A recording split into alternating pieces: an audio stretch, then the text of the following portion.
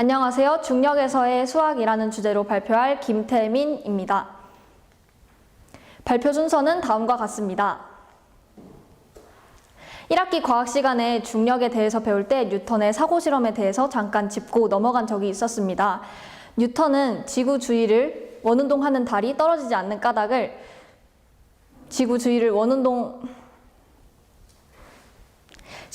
원운동하는 달이 지구로 떨어지지 않는 까닭을 수평 방향으로 던진 물체 이동을 통해서 설명했는데요. 물체를 수평 방향으로 던지면 속도가 더 클수록 더 멀리 떨어지게 됩니다. 물체를 어떤 특정한 속도로 빠르게 던지면 지구 표면에 닿지 않고 계속해서 지구 주위를 돌게 됩니다.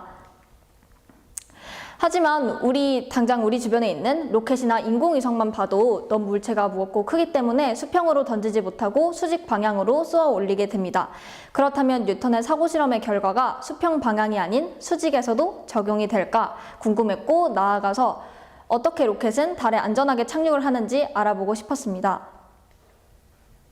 탐구를 하기 위해서 스페이스 플라이트 시뮬레이터라는 앱을 사용하였습니다. 먼저 지구에서 로켓을 쏘아 올립니다. 그런 다음에 로켓의 속력, 특히 수평 방향의 속력을 높여봅시다. 그러면 속력이 증가함에 따라서 포물선의 폭은 점점 넓어지게 됩니다. 이것을 y는 ax 제곱의 2차 함수식으로 표현하면 x제곱의 개수인 a의 절대값이 작아짐에 따라서 포물선의 폭이 점점 넓어진다는 것을 알 수 있었습니다. 계속해서 속력을 높이니 지구의 둥근 모양이 보일 정도로 로켓의 궤도가 커졌습니다. 여기서 멈추지 않고 로켓의 속도를 더 증가시킨다면 로켓은 원 모양으로 지구를 돌게 되는데요.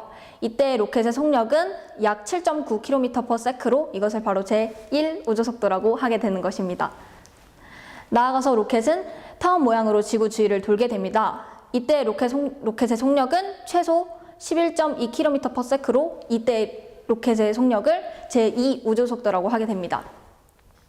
계속해서 속도를 증가시키면 달의 궤도와 겹쳐질 정도로 로켓의 운동 범위가 커집니다. 그럼 여기서 제1 우주속도, 제2 우주속도란 무엇이냐 하면 바로 탈출 속도입니다. 탈출 속도는 물체가 지구 중력을 이기고 빠져나갈 수 있는 최소의 속력을 말합니다. 그럼 여기서 로켓의 질량을 스몰 m, 지구의 반지름을 r, 그리고 지구의 질량을 라지 m으로 하고 탈출 속도 v를 한번 구해보도록 하겠습니다.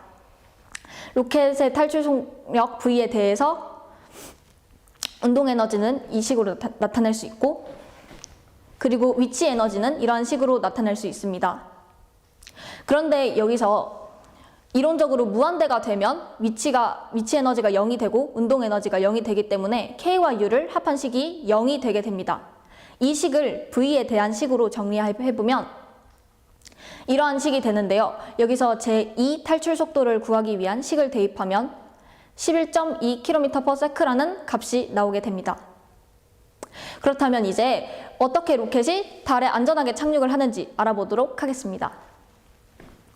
속력을 증가시켜서 달의 근처까지 간 로켓은 이번에는 역추진을 통해서 속력을 낮추게 됩니다.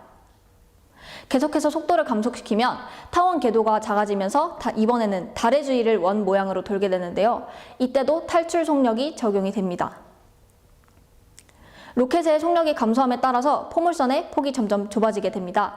이것을 y는 ax 제곱의 2차 함수식으로 나타내면 x제곱의 개수, 즉 a의 절대값이 커질수록 폭은 점점 좁아진다는 것을 알 수 있었습니다.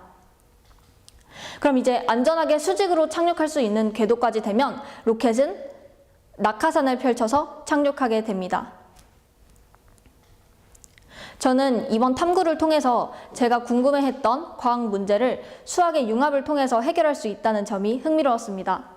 또한 뉴턴의 사고 실험뿐만 아니라 다른 일상생활 속에서의 문제를 수학을 융합해서 해결할 수 있다는 점을 통해서 나아가서 제가 수학을 왜 배우는지에 대한 질문에 대한 답변도 조금 된 것 같습니다.